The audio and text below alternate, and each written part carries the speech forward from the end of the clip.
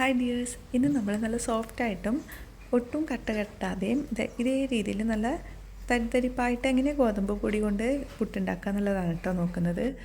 അപ്പോൾ അതിന് വേണ്ടിയിട്ട് 1.5 കപ്പ് ഗോതമ്പ് പൊടിയാണ് എടുത്തിട്ടുള്ളത്. ഇതിപ്പോൾ വീട്ടിൽ തന്നെ പൊടിച്ചെടുത്തിട്ടുള്ളതാണ്. അപ്പോൾ അതിലേക്ക് ആവശ്യമായിട്ടുള്ള ഉപ്പ് കൂടെ ചേർത്തിട്ട് നന്നായിട്ടൊന്ന് മിക്സ് ചെയ്തെടുക്കുകയാണ് കേട്ടോ ചെയ്യുന്നത്. ഇനി ഇതിലേക്ക് 1/2 കപ്പ് വെള്ളമാണ് കേട്ടോ ഞാൻ ചേർത്ത് കൊടുക്കുന്നത്. അപ്പോൾ അത് കുറച്ചായിട്ടൊന്ന് ഒഴിച്ചിട്ട് മിക്സ് ചെയ്തെടുക്കുകയാണ് കേട്ടോ ചെയ്യുന്നത്.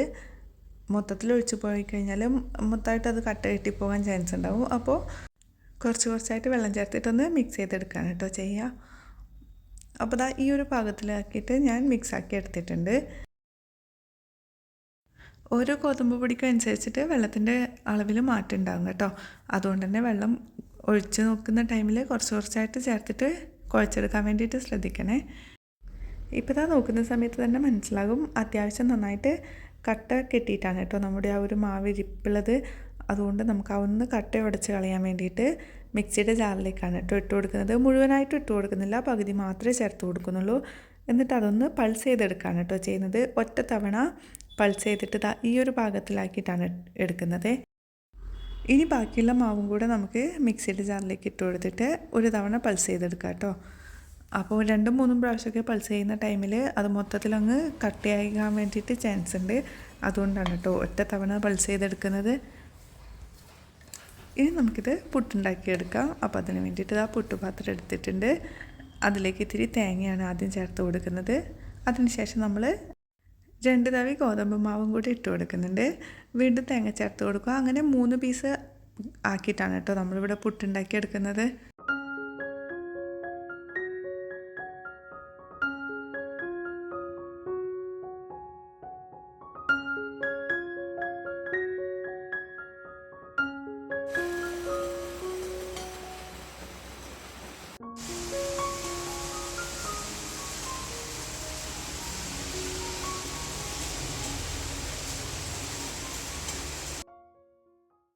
ആവിയൊക്കെ വന്നതിന് ശേഷം നമ്മൾ പുട്ടുപാത്രത്തിൽ നിന്ന് മാറ്റിയിട്ടുണ്ട് കേട്ടോ.